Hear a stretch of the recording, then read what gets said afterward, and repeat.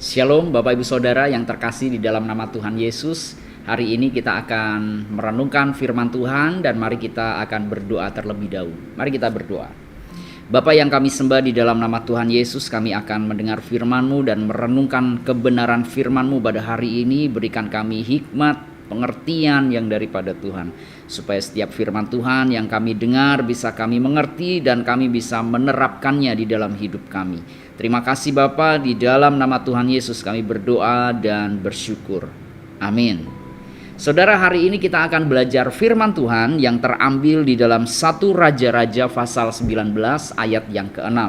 Alkitab berkata, ketika ia atau Nabi Elia melihat sekitarnya, maka pada sebelah kepalanya ada roti bakar dan sebuah kendi berisi air. Lalu Nabi Elia makan dan minum, kemudian berbaring pula. Nah saudara, ayat ini menceritakan tentang Nabi Elia. Pada waktu itu Nabi Elia mengalami tekanan di dalam hidupnya, mengalami stres yang tinggi di dalam hidupnya. Pada waktu itu Nabi Elia diburu oleh Raja Ahab dan Isabel, istri dari Raja Ahab. Kemudian Nabi Elia akan dibunuh dan diburu.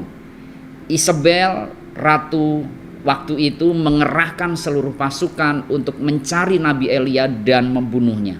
Dan ketika Nabi Elia tahu hal itu sedang terjadi dan nyawanya terancam, Nabi Elia waktu itu lari. Dan kemudian Nabi Elia sangat takut. Kemudian dia hopeless, bahkan Alkitab berkata dia pingin mati. Dia bilang kepada Tuhan, cabutlah nyawaku.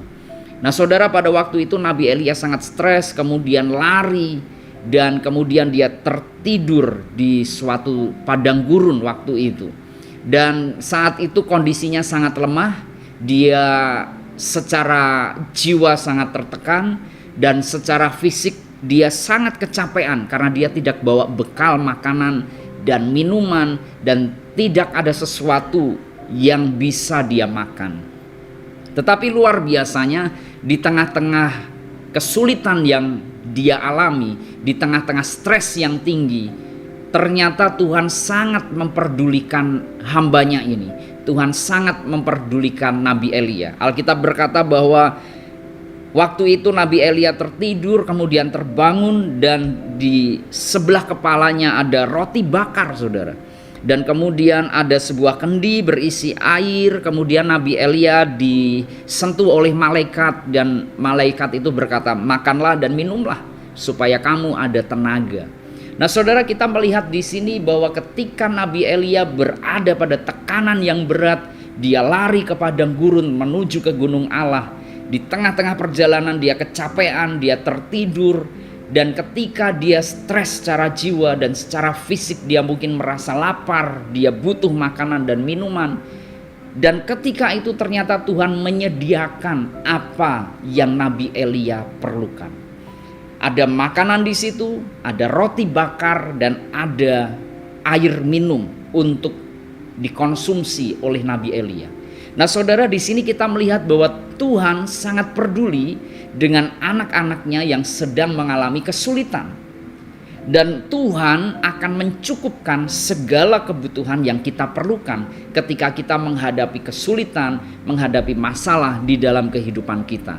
Waktu itu Nabi Elia kelelahan, dia butuh makanan, butuh minuman untuk dia bisa mendapatkan tenaga dan bisa melanjutkan perjalanannya ke gunung Allah mencari Tuhan di situ.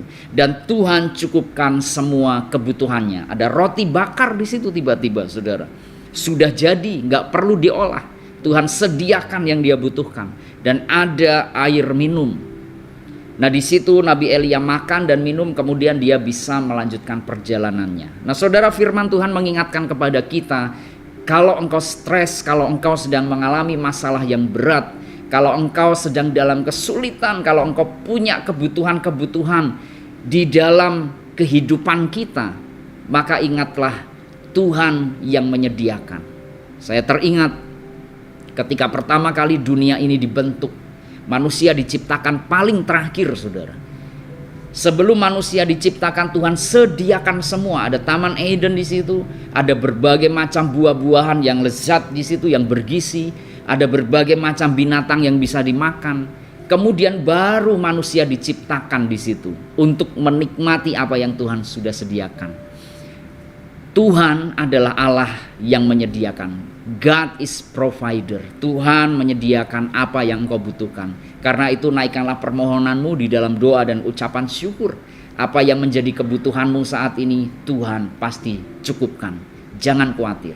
Tuhan Yesus memberkati. Mari kita berdoa. Bapa yang kami sembah di dalam nama Tuhan Yesus, kami percaya bahwa Engkau adalah Allah yang mencukupkan.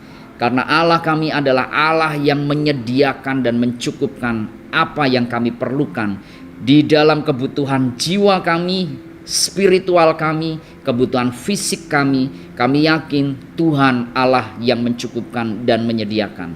Ajari kami untuk tidak khawatir, ajari kami untuk tetap percaya kepada pertolongan Tuhan. Di dalam nama Tuhan Yesus kami berdoa dan bersyukur. Amin.